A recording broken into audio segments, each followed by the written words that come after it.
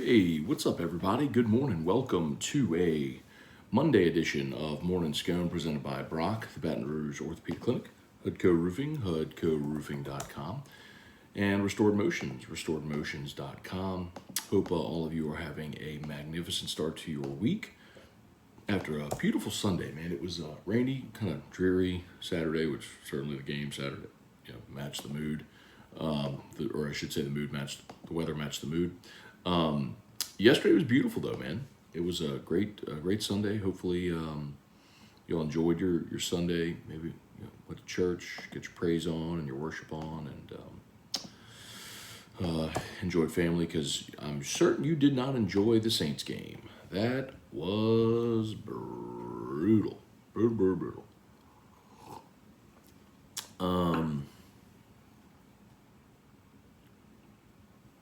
For the first time since 2002. I mean, you almost laugh to say it. For the first time since 2002, the New Orleans Saints were shut out. It was the longest streak in the NFL without being shut out. It's now over. And coincidentally, the team that shut the Saints out in 2002 was the San Francisco 49ers, 38-0. That was during the Jim Haslett days.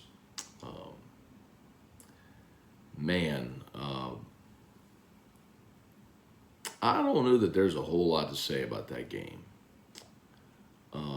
that hasn't already been said. It was nice to see the defense play well, and they did. Defense allowed just 13 points.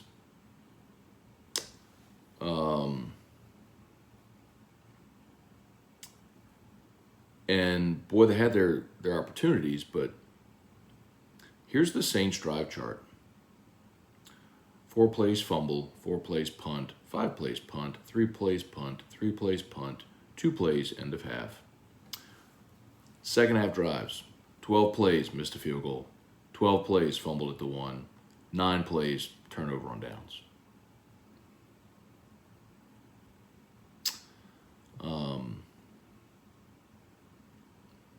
You had an Alontae Taylor interception returned inside the 5, which was negated by an illegal contact penalty on Chris Harris, who continues to be awful. Alvin Kamara fumbled on the first possession, which gave San Francisco 3 points, and then fumbled at the goal line, which took away a likely touchdown for the Saints, and you missed a field goal. An inherently winnable game that you lost because of continued issues with roster mismanagement and guys not being disciplined, committing silly penalties, not protecting the football. Andy Dalton's just not a very good player, as we've talked about enough. It was nice to see the defense play well, and they did. But the Saints fall deeper into their hole now at 4-8. I told you I think there's only 2 more games that they can win. It's the home games in division against Atlanta and Carolina. Next week you are you play Monday Night Football at Tampa. So you get an extra day, but you are traveling again against a Tampa team that lost yesterday, so needs to win. And then you're home against Atlanta, which I think is a winnable game. You're at Cleveland, you'll face Deshaun Watson, you'll lose. You're at the Eagles, who are the best team in the NFC, you'll lose. Then you're home against the Panthers, who looked really good yesterday with Sam Darnold at quarterback. So anyway, that's the Saints game. And then today, Brian Kelly will meet with the media for his noon press conference. Brian Kelly and Kirby Smart did have a coach's teleconference preview of the SEC championship game. It's I've been thinking about this a lot. It's time to turn the page. As disappointing as that game was on Saturday, LSU has a chance to win the SEC on Saturday. So let's get pumped about that and be hopeful the Tigers go and pull off a big upset, win the SEC, and go to the Sugar Bowl. All right, we'll say some good mornings here. Megan Hirsch, Charlie Gale, Truax, what's up, man? Nathan and Nikki DeMoss, good morning. David Coslin, good morning. Rough weekend for our teams. Yes, it was. Brant Roban, morning Scone. What's the deal? So wonder what the deal was with that game. If they knew what was at stake, A&M outplayed LSU, or was LSU mindset on Atlanta? I mean, Brant, I don't know if LSU's mindset was on Atlanta or just the fact that they felt like they could roll out their helmets and go beat them. But clearly didn't play well enough. I mean, look, and I mean, if you missed yesterday's morning Scone, we talked about that game a lot, and I don't know if there's much else to say other than, like, there wasn't this great scheme or play call by Jimbo. They ran Devon A-Chain 38 times. I mean, I said that 100 times yesterday. They ran Devon A-Chain 38 times, and he ran for 215 yards. Like, you could not stop the run. They beat you. They beat you at the line of scrimmage. Just beat you. That's really disappointing because LSU have been really good against the run all year. Josh Higginbotham, good morning. Brian Wynn, good morning. Recovering from the lost weekend. Brad David, what's up? Joe Tess seems like a nice guy. He's way too emotional after every play. You're speaking my language, Brad. Matt Plavidal, good morning. Still upset about A&M. Hope we can play well enough to not to get blown out by Georgia and then win a bowl game. I think LSU's going to play well this week. I do. I don't know if they'll play well enough to win, but I think they'll play well.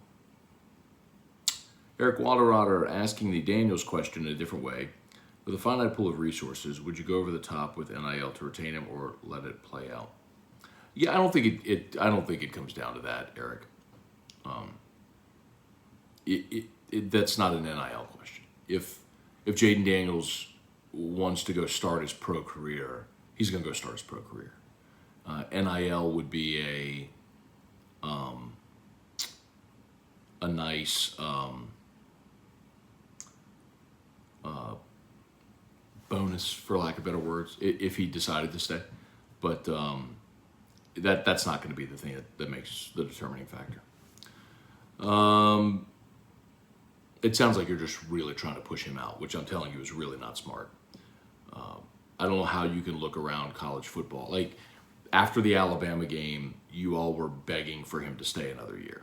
You lose to A&M, and now you want him to leave. Like, don't be so emotional. Recognize that you are what you are offensively this year, and anything you are because he has accounted for more than 2/3 of your offense. And with another year with these players and these coaches and this system, he'll get better. Trivia Carter, Hunter Broadhead, Rappin' Batches, Weston Weaver. What's LSU's bowl projection? It looks like LSU will go to the Citrus Bowl and play likely Purdue. Assuming Michigan beats Purdue in the Big Ten championship game, LSU would play Purdue in the Citrus Bowl.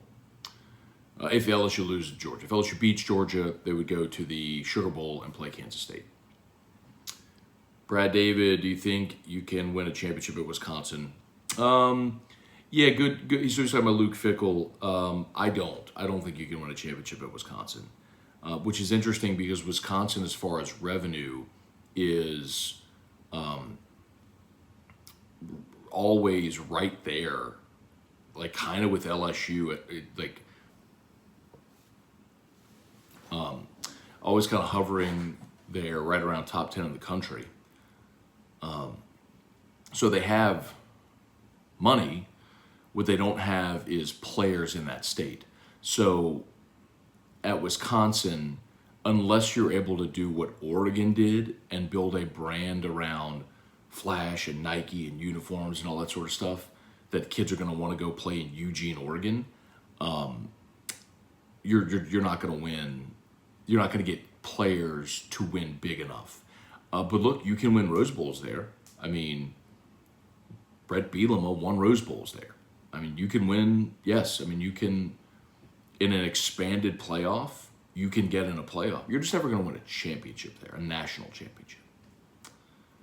because you're just not, you don't have the recruiting base in state. That's the problem. That's a problem with a lot of those Big Ten schools.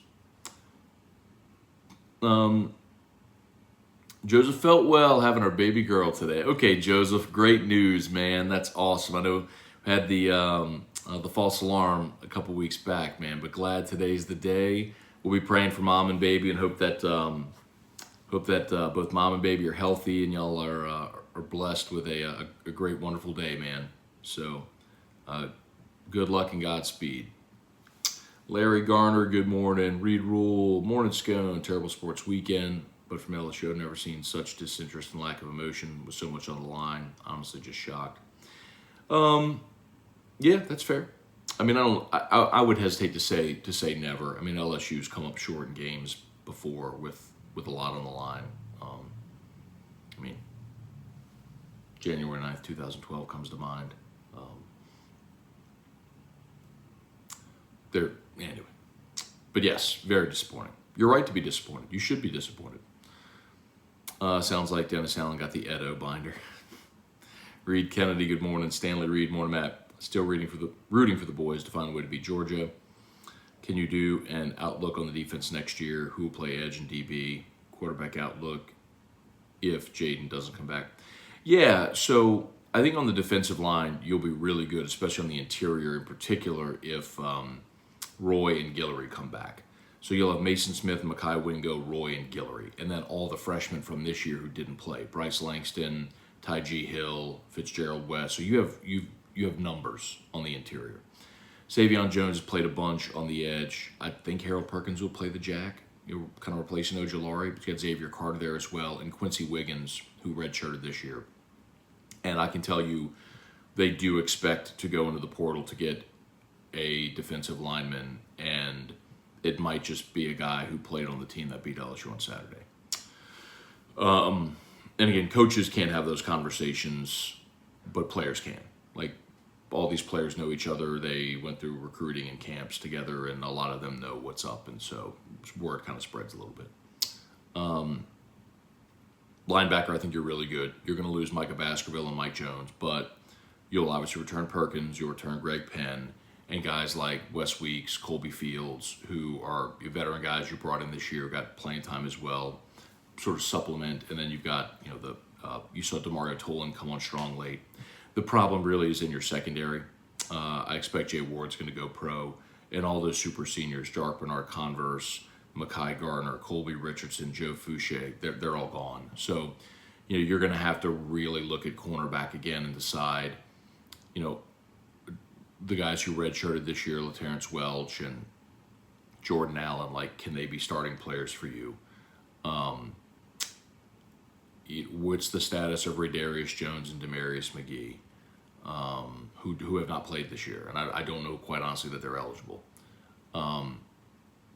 You're going to have to go hit the portal again for cornerbacks. Can you sign, the 5-star corner that everybody's talking about, who maybe is a day one star?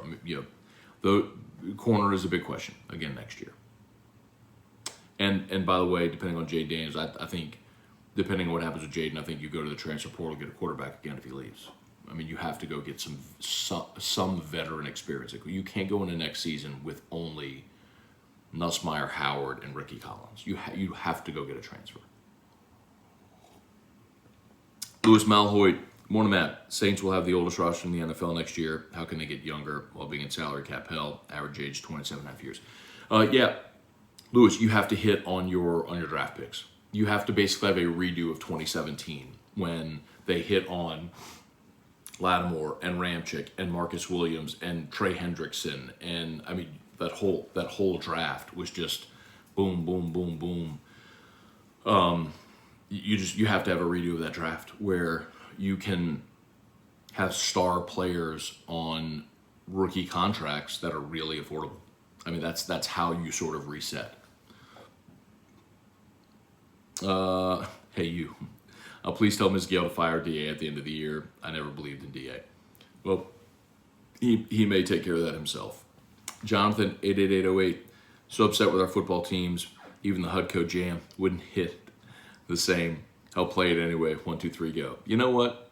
I like where your head's at, Jonathan. God, what a busy weekend for HUDCO, too. Oh, my God. With all this rain, hang on. HUDCO Roofing! HUDCO Roofing! When you need a roof, call someone you know. Scone, Ontario. All you need is HUDCO. HUDCO Roofing! HUDCO Roofing! Call HUDCO Roofing! 364-1007!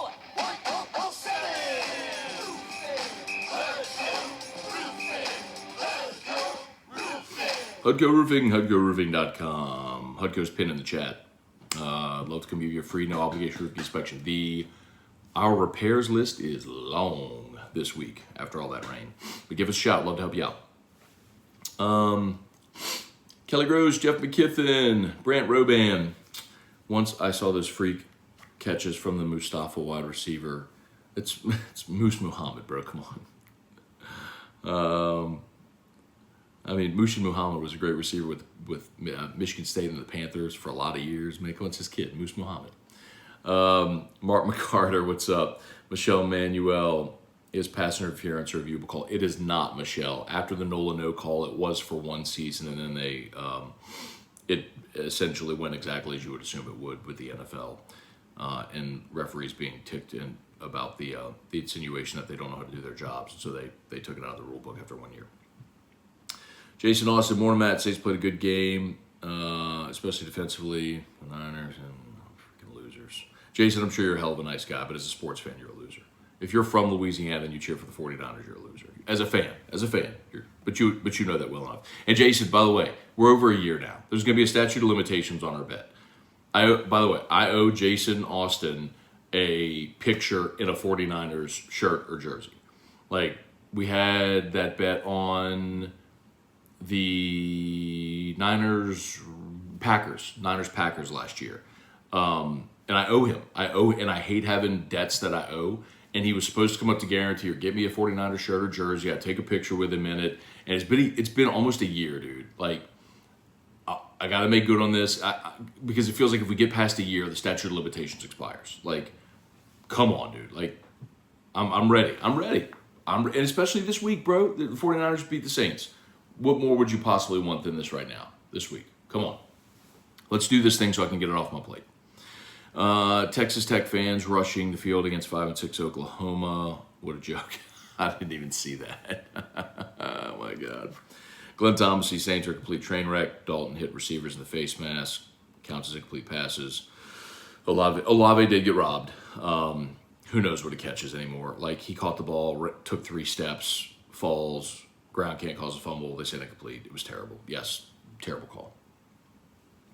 Jeremy Sagely, morning, and then, but by the way, Glenn, Andy Dalton also threw a pass that went right into the ground.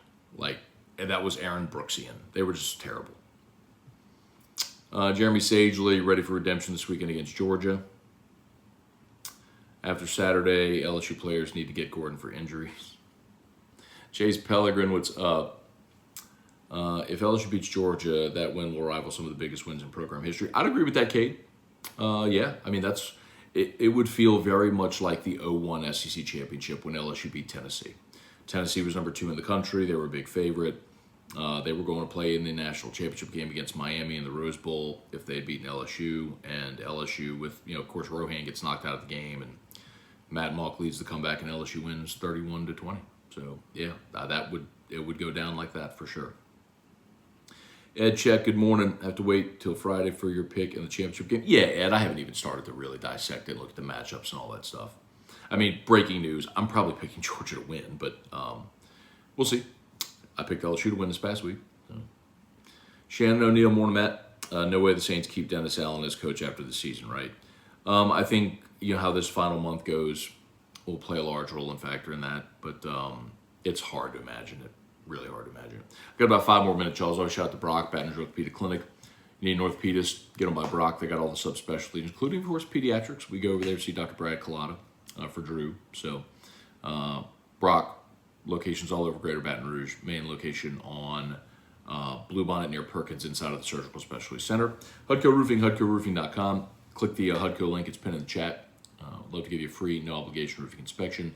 And, of course, Restored Motions and restoredmotions.com. If you have pain, book a session with Restored Motions. Kerry Hughes, does Auburn name a head coach today? Kerry, I would think so. That felt like a very leading question. Let's see. Ryan Amanda Guidry, Glenn Thomasy. Let's see. Ed Check for the Aggie game. How come halftime adjustments didn't figure out how to stop the run? They did. They got back-to-back 3-and-outs to start the half. And then you had a scoop and score, and it was deflating, and LSU sort of never got off the mat after that, which was a little upsetting.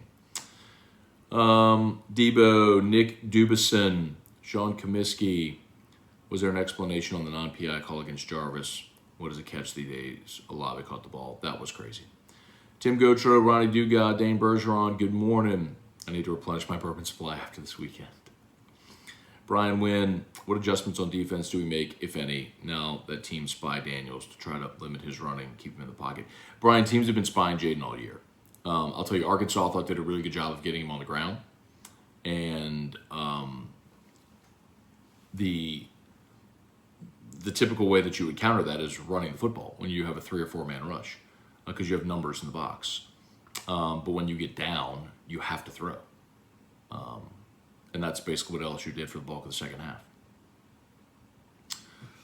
Did we use up everything against Bama? We haven't played worth a darn since. No, they played really well against UAB. I think there was a pretty obvious letdown against Arkansas. Played really well against UAB. And then last week, they caught you napping and popped you in the mouth. Jonathan Martin, Spurge, what's up? Matt Plavidal. Which QB do you like that you think maybe in the portal? No idea, man. Honestly, Matt,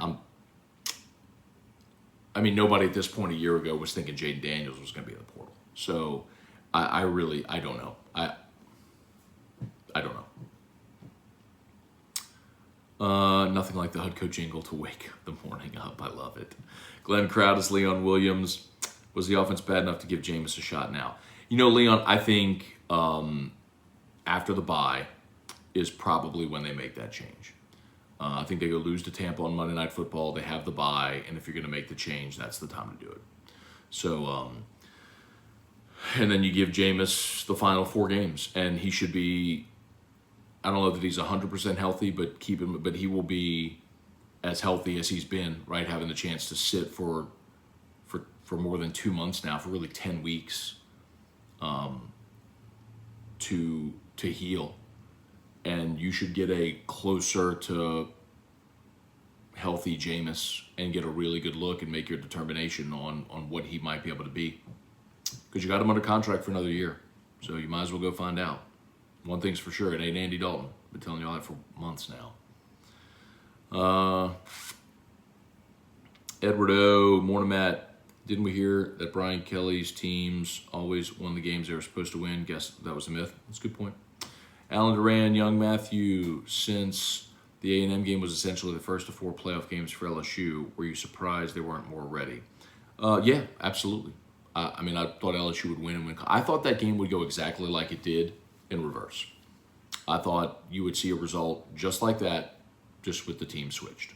So yes, I was very surprised at the result. Nicholas Cantrell, Damon Perkins. I thought Brian Kelly made a good point after. And, last week, his point was,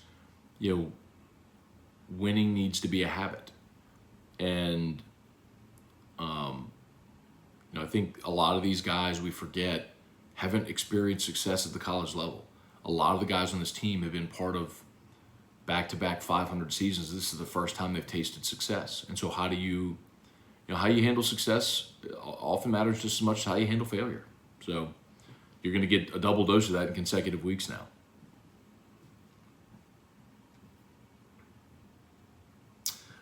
Nicholas Cantrell, good morning. Damon Perkins, morning. Matt Money, I have nothing to say, just a bad weekend.